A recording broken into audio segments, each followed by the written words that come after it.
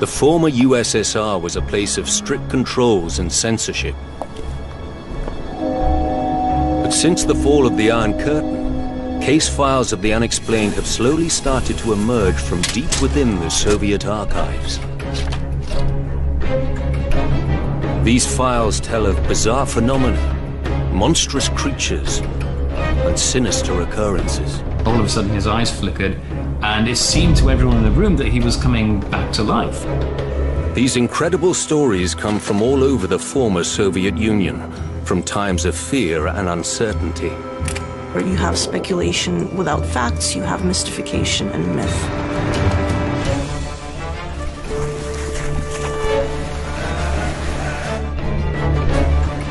With eyewitness testimony, declassified records and expert insight, we can now uncover the truth behind Soviet Russia's unexplained mysteries.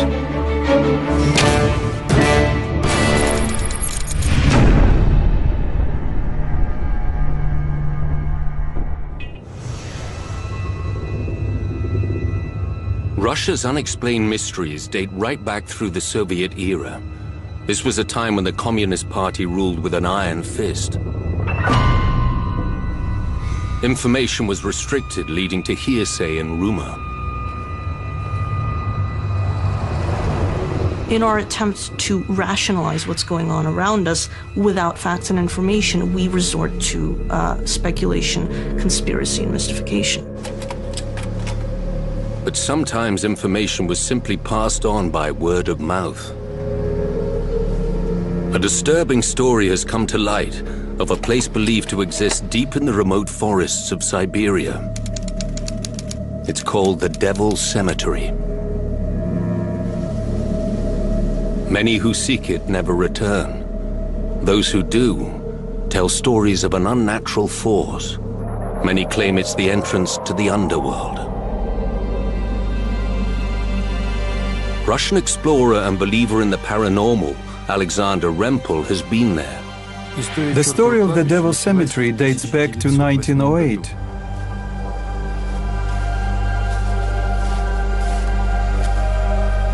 What many people saw was a burnt clearing with piles of bones and a smoking hole in the center.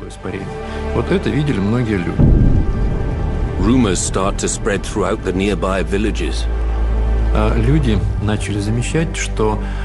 People started to notice that animals got sick and died after walking through this place.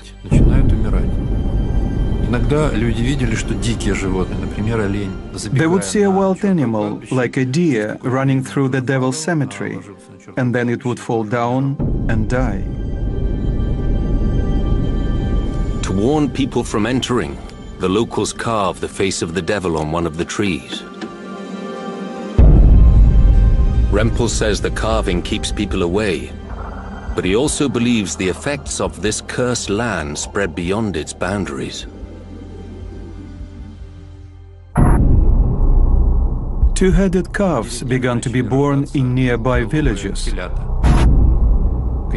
Domestic animals had grown strange spurs, and villagers began to have mental disorders. Children began to be born with various abnormalities, including eye displacements. Rempel claims the government was compelled to act to protect the surrounding population. Soon the whole area is evacuated. But the mystery remains. Mysteries and paranormal activities were never investigated in the former Soviet Union. It was forbidden. The exact location of the Devil's Cemetery is lost. But the legend is not forgotten. In the 1980s, details of this disturbing place once again come to light. Intrepid teams set off to try and locate the fabled Devil's Cemetery. But many don't return. Around 75 people are known to have disappeared. Are they defeated by the remote Siberian terrain? Or is a more sinister force at work? People think having a toothbrush and toothpaste in their backpacks is enough to survive in the taiga. It took us 2 years to train for the expedition. Not put off by the deadly odds against him, in 1991, Alexander Rempel puts together his own team. They head to the remote Irkutsk region in the heart of Siberia. Using clues from decades-old sources, he has vague map references and details of nearby landmarks. For several days they search the forests, but find nothing. Just as they are about to give up, they stumble upon what appears to be the grotesque marker. A big face was carved on the tree at the height of a man's head. We saw the clearing. Its radius was approximately 10 meters. There was a hole in the center. The hole led underground.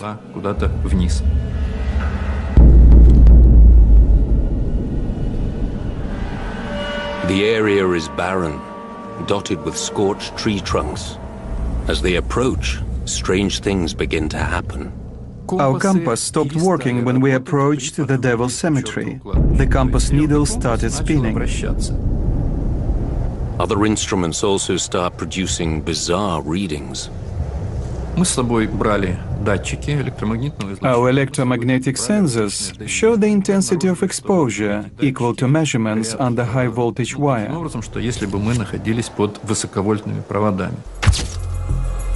Then things take a turn for the worse.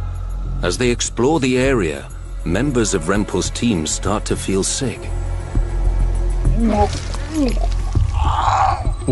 What scared us the most was numbness of arms and legs, as well as awful toothache and headache. We felt like staying there for a long time would let this numbness spread all over our bodies and make it impossible for us to move. The group feel that something very peculiar is going on here. Fearing for their lives, they beat a hasty retreat.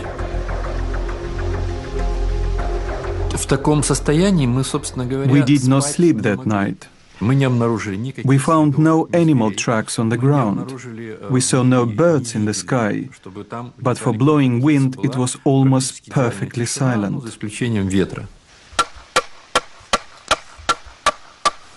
Before he leaves, Rempel puts up a sign bearing the names of his team members and the date of their expedition. If Rempel's story is true, it suggests something strange is going on. The dead animals, the sickness, the odd effects. So is there a rational explanation for such bizarre phenomena? Charles Harrison of Southampton University has a theory that may explain the bizarre phenomena. Russia is extremely prone to peat fires. These underground fires can keep going for years and be releasing all kinds of noxious gases. They can start many miles away and then spread underground. Subterranean fires have been known to rage for decades. Several are known today around the world. In the USA, the once thriving town of Centralia in Pennsylvania was abandoned due to an underground coal fire. And in Turkmenistan, a pocket of natural gas has burned since 1971 and shows no sign of stopping. Such a fire burning deep under the Siberian wilderness could throw out noxious gases, killing wild animals in their tracks. The culprit is likely to be carbon monoxide, which is deadly to humans and animals, but it's completely colorless and has no smell. This could explain the animal deaths and the sickness in Rempel's team. But an underground fire would not affect scientific instruments. Another theory says the cause is not of this world. At around 7:40 a.m. on the 30th of June 1908, a column of bluish light shoots across the Siberian sky. What is thought to be a huge meteor explodes. It devastates an area known as Tunguska, some 250 miles north of the location of the Devil's Cemetery. 80 million trees are flattened across an area of over 800 square miles. When a meteorite hits, it expends a huge amount of energy. But meteorites don't just strike in one location, they'll often break up, so there'll be an extended path of destruction. Is it possible a piece of the huge meteorite might have broken off hundreds of miles away? According to some theories, this could have created what became known as the Devil's Cemetery. If this is coupled with hitting something like starting a peat fire or hitting a coal seam, the burning could completely clear an area of forest, and the poisonous gases released and the metals which may enter the soil could poison it and prevent further plant growth. Rempel's team took rock samples from the site. We found many unusual things at the Devil's Cemetery. This is one of them. It looks like a meteorite, and maybe it is a melted piece of some object, which exploded or fell down on the Devil's Cemetery. According to Rempel, when pieces of the rock were tested, the results suggested they were of meteorite origin. One compound you often find in meteorites is a form of iron. It could be enough to adversely affect sensitive scientific instruments or even make compasses point the wrong way. Could a fragment of the famous Tunguska meteorite actually lie buried beneath the Devil's Cemetery? Unless a detailed scientific expedition is mounted, further verification of the site's existence and the source of its alleged effects remains unknown. The hunt for the Devil's Cemetery can be fatal, and many who went looking for it never returned.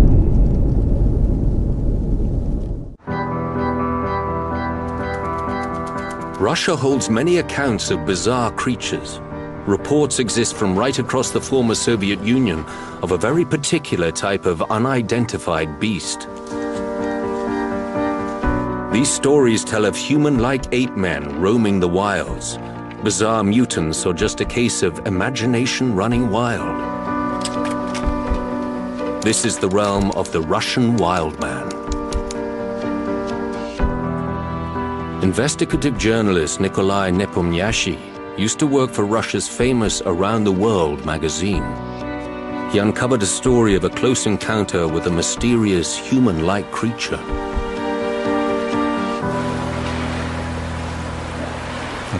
It happened in 1963 in one of the former Soviet republics. The incident occurs on the border between Moldova and Romania. The account tells of a young army lieutenant who'd been out fishing. Suddenly he hears a sound, like someone crying out in pain.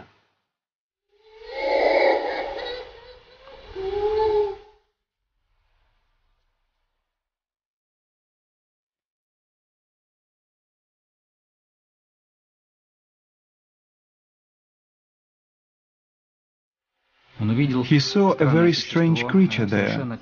It was black and it was completely naked. It was covered by hair and some water plants. The young lieutenant had never seen such a creature in his life, and he was not able to compare it to anything else. But he realized it had been wounded and needed help. The soldier cautiously approaches. He could see the creature was bleeding.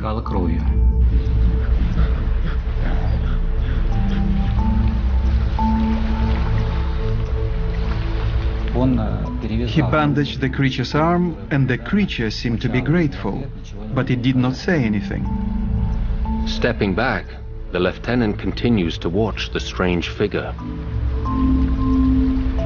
The creature stood up. It started walking towards the water and jumped heavily into the river. Then it disappeared. If this story is true, what had the soldier come across? Given the apparent placid nature of the encounter, it is unlikely to have been a bear.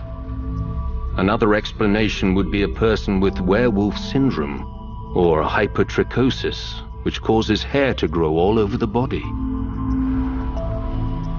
The encounter is impossible to verify or analyze, but Nikolai believes the soldier made contact with a Russian wild man. Tales of the mysterious Russian wild man, also known as the Almasty or Leshy, have been told for centuries. Reports have emerged of strange human-like creatures spotted in Russia's remotest regions. Many of the stories describe massive, athletically built bodies covered with hair. The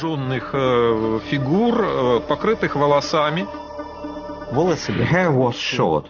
It was not long, but curly. His height is between 2 and 2.5 meter. His face is intermediate between man and ape. Lots of people claim to have seen the Russian wild man. Some suggest it's the size of a normal human, but very hairy. Others claim it's considerably larger. Stories of sightings continue to come to light. Russian cryptozoologist Michael Trachtengerz says he uncovered an old letter in the 1990s. It's an eyewitness account written by a geology student called V.N. Markin. The letter recounts events from August 1955, deep in Russia's Caucasus Mountains. Markin and his supervisor are out conducting geological research.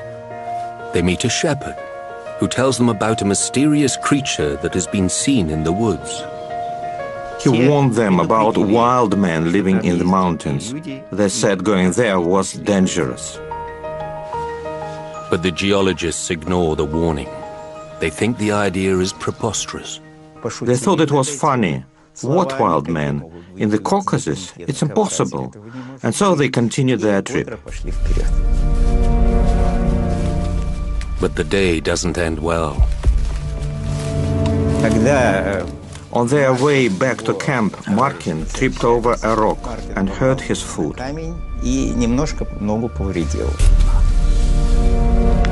Markin sustains a serious injury, but it turns out to be the least of their problems.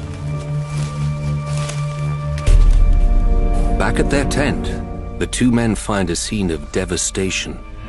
The shepherd's story is fresh in their mind. They start to feel they are not alone in the forest. Markin writes, Our belongings were taken out of our backpacks and were scattered on the ground.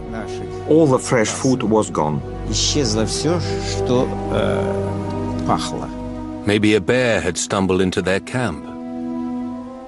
But then around the site, the men notice what appears to them to be large human-like footprints. There were footprints. They could distinguish toes. The geologists are mystified. Could the tales about a wild man be true? The pair are clearly unsettled, but night is falling. Having repaired their tent, they settle down for the evening. But in the early hours, Markin is awoken.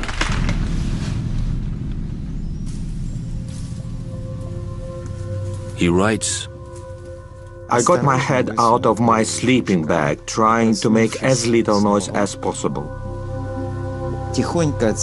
I opened the tent very quietly and looked out.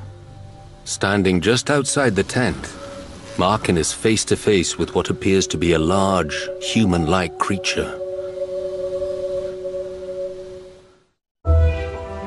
High in the Caucasus Mountains, a story tells of a Russian geologist's encounter with a mysterious human-like creature.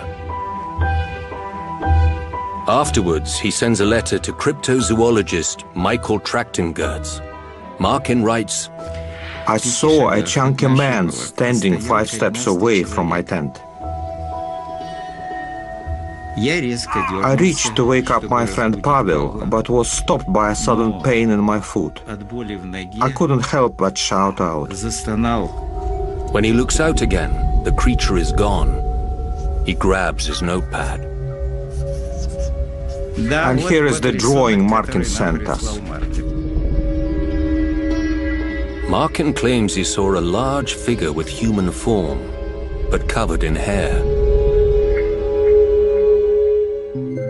Many people from across the former Soviet Union claim to have evidence of what they believe to be the Russian wild man.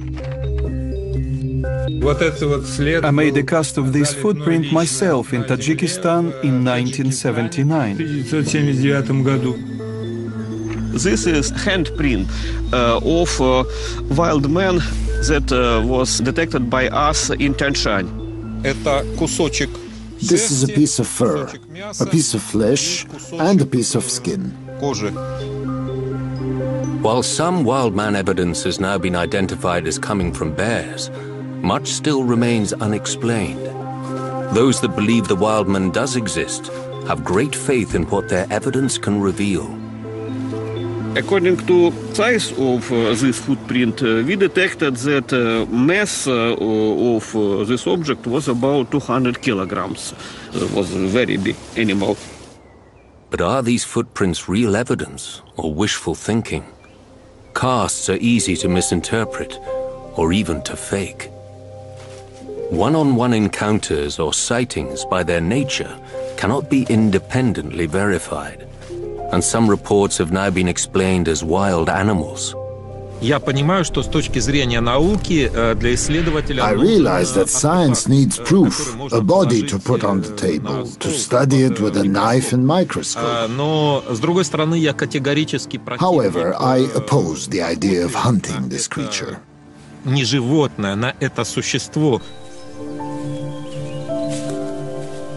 Maybe the reports of the Russian wild man are just people who don't want to be found, escapees from Russia's infamous Gulag prisons, or people who want no part of modern life. In Russia's vast wilderness forests, testable scientific evidence is hard to come by. For the time being, tales of the Russian wild man remain in the realm of myth and legend.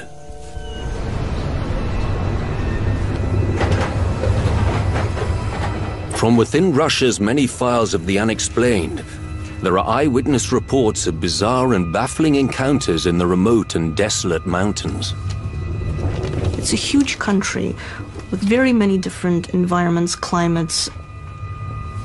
The climate in itself is so inhospitable that living here is often a miracle. These mysterious sightings can sometimes end with deadly consequences.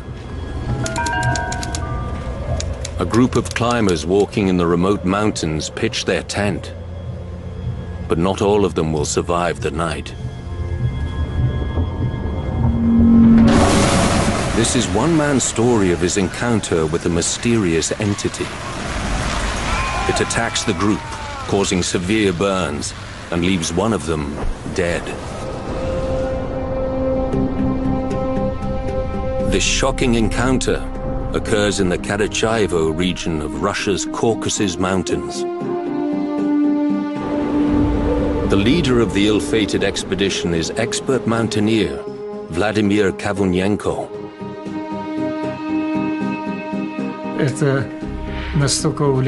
Mountaineering is so exciting. After you climb your first mountain, other things become unimportant. Vladimir tells how, on the 17th of August 1978, he led a group of friends for a weekend of mountaineering. I always like taking new routes and often go to places that have never been visited before. But not all the group are as experienced as Vladimir. One of the team, Yuri Vizbor, decides the route might be too challenging. Yuri decides to stay behind at base camp. As a keen musician, he sends the group off with a song, but he has a bad feeling about the trip. Yuri kept telling me, "Don't go there. I feel that something bad is going to happen." The course was bad weather in the mountains, bad weather. This time there is a problem with the weather. The nature seems to be in deep sorrow. И весь вечер гоняем чаи, лишь бы те, кто сейчас на маршруте, завтра в лагерь спуститься смогли. The group make good progress. And that evening, they pitch their tent on the mountainside. Little do they know what horrors they will face in the night.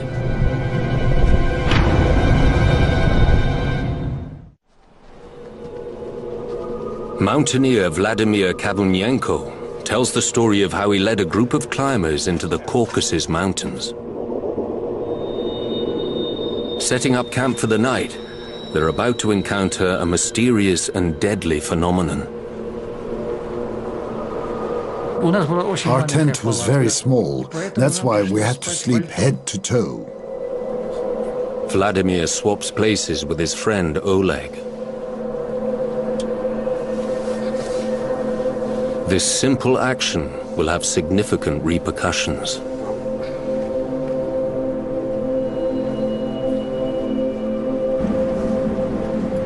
That night, the weather closes in. Alone in the mountains, nothing could have prepared the climbers for what happens next. Vladimir recalls that around 2 in the morning, he is woken by a terrifying sight. It looked like a tennis ball glowing like phosphor.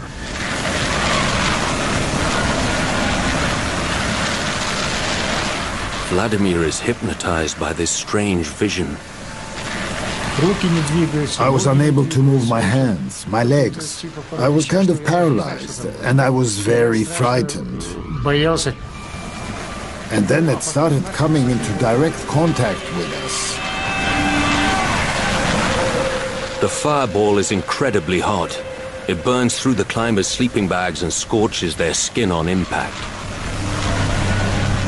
It was very painful, very painful. It was as if I was being burnt with an electric welding torch. There was a smell of burnt meat in the air. It was very hot. The heat is so intense they're unable to move. Vladimir's friend Oleg is struck 3 times. Can you imagine burning skin and meat, and the burn was so deep that you could see the charring?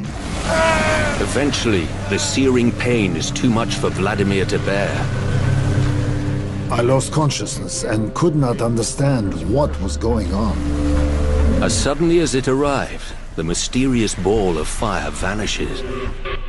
The group are once more plunged into darkness, alone on the mountainside. As soon as I was conscious again, I was trying to work out what to do next. My leg was badly burnt, as were other parts of my body. I had been touched by the light 8 times. Finding the radio, Vladimir gets his friend Victor to call for help. They try to rouse Oleg, who's been lying by the tent door. He's severely burnt and remains motionless.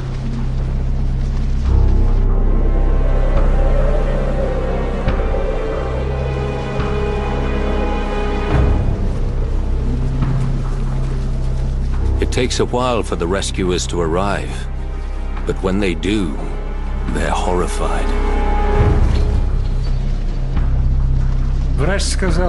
I can't tell you what the doctor said, because he was speaking in such strong language. He was shocked at what he saw.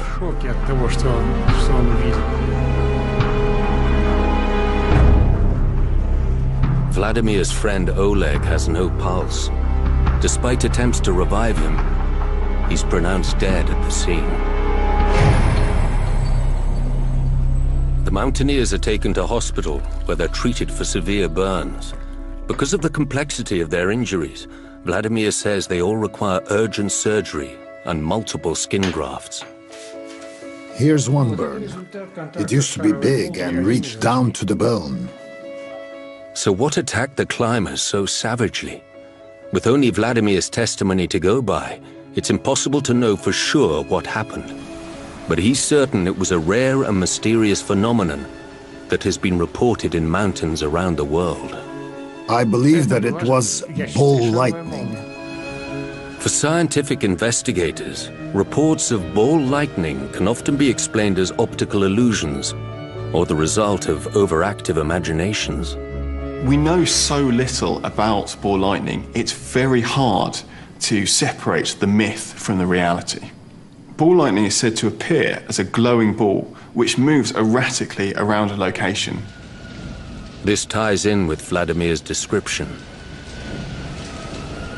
Anything the ball lightning touches will be exposed to a large amount of energy, and so if it was to hit a human, it would almost certainly burn them. This explains the horrendous injuries the climbers sustained. Only recently have scientists come up with a possible theory as to how these balls of fire might be created. You need two main things for ball lightning to form. You need a lot of particulate matter in the atmosphere, and you also need a high energy source, something like a lightning strike. One theory suggests when lightning hits the ground, it can throw up fragments of soil. It's these particles that become superheated balls of plasma. Based on this theory, it's possible to recreate ball lightning in the lab. Mixing melted wax with burnt matches creates a source of particles. This mixture is then placed in a microwave oven.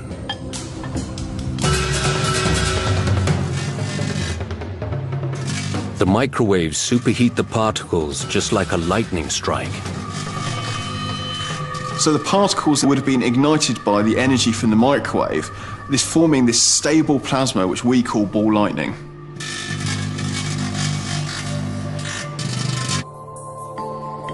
That was quite a small amount of material which has done quite a large amount of damage to our microwave. If you think of that on a larger scale, with the energy coming from a lightning strike, the damage it could do to a human is immense. Vladimir says it took 6 months for his burns to heal, but his spirit of adventure will never be quenched. You can't help a person who has fallen in love with the mountains. Once you have become mad about the mountains, it becomes impossible to cure this craziness.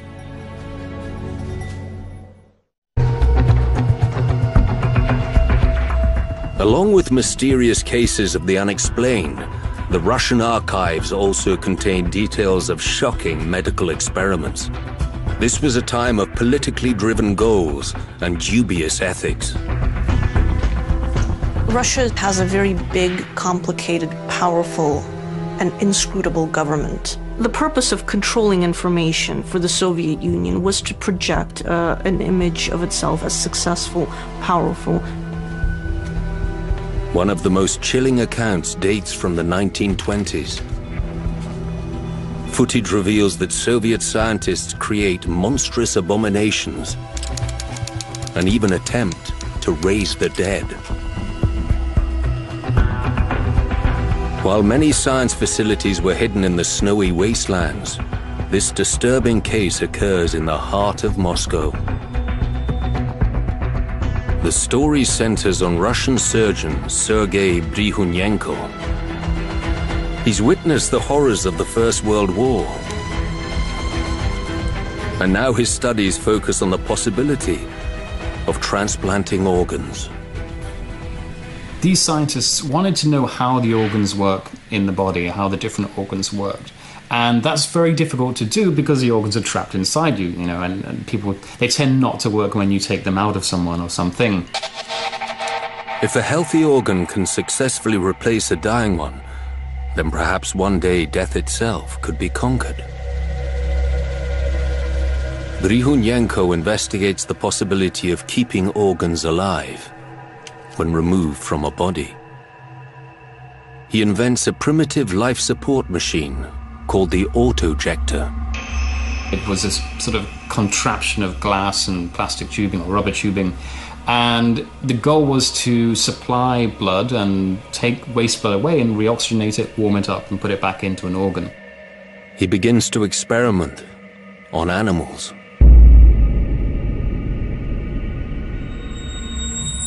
By connecting the autojector to the blood vessels of a dog's heart, he's able to keep it beating outside the body.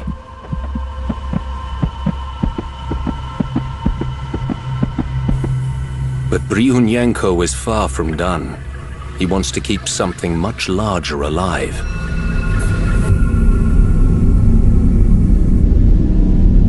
What about the whole head of an animal?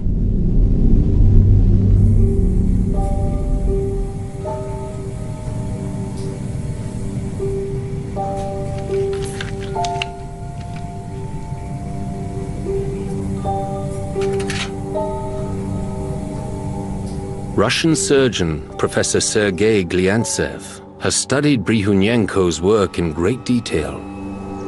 He took a dog, cut its head off the body, and injected medications into the vessels of the head.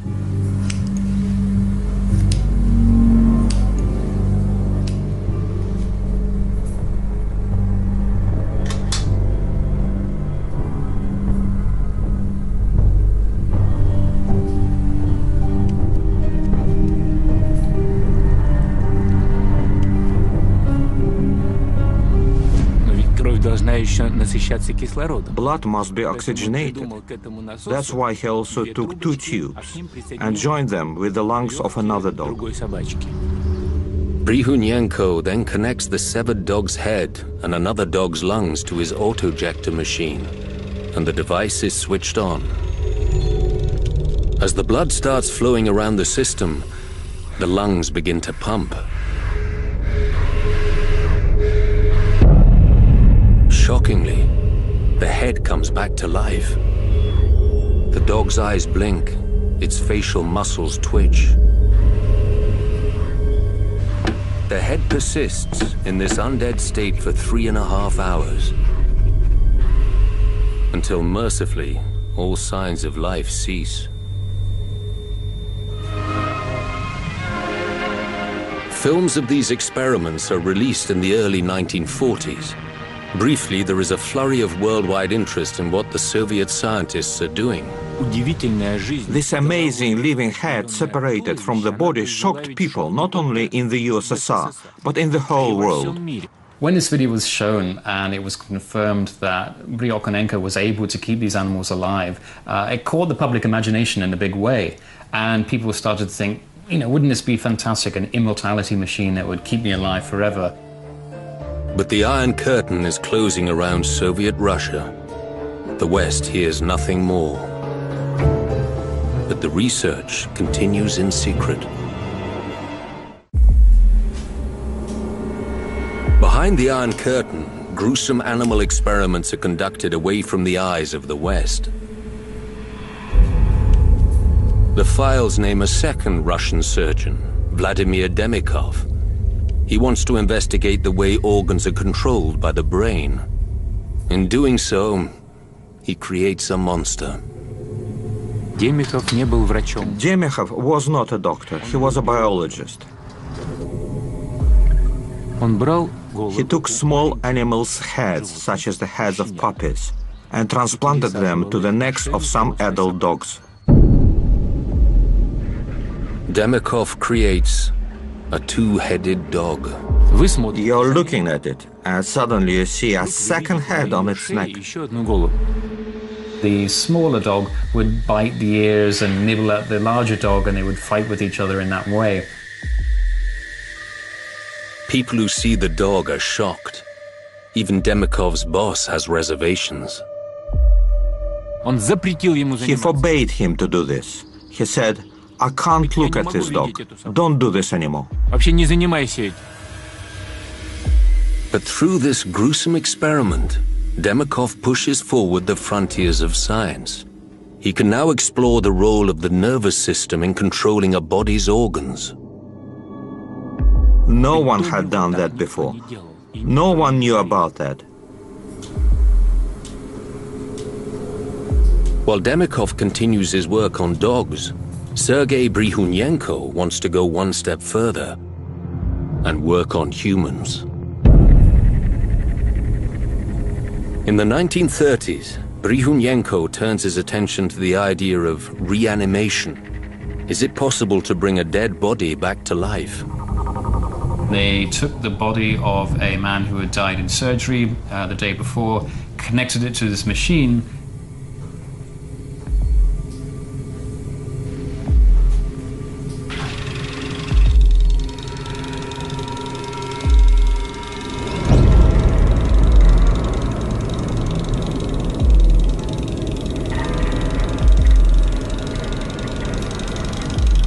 And after about 15 minutes in this still room with nothing but the machine clicking away, there was a death rattle that came out of this man's throat.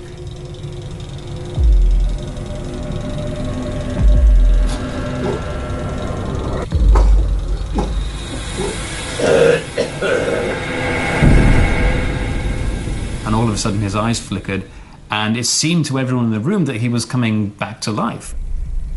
Ryukonenko himself and his assistant were suddenly mortified by what they'd done and were terrified of the consequences of bringing someone back from the dead if they really could, and they turned the machine off, and to this day we don't know if it really would have worked.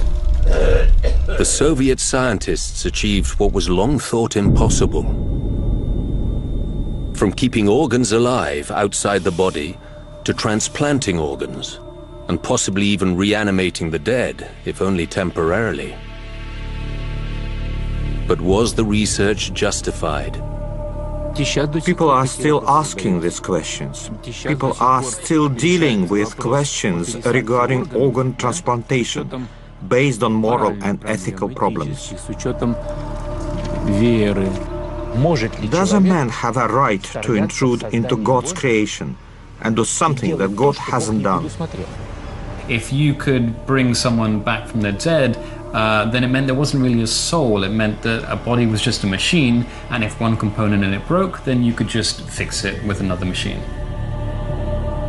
Controversial as it sounds, Bryhunenko and Demikov's work are both used today as the basis for modern life support technologies and organ transplant procedures.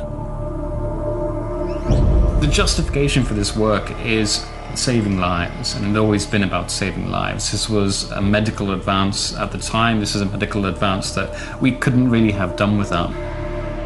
But who can say how far the original experiments proceeded behind the veil of the Iron Curtain, and what other abominations were created, animal or human?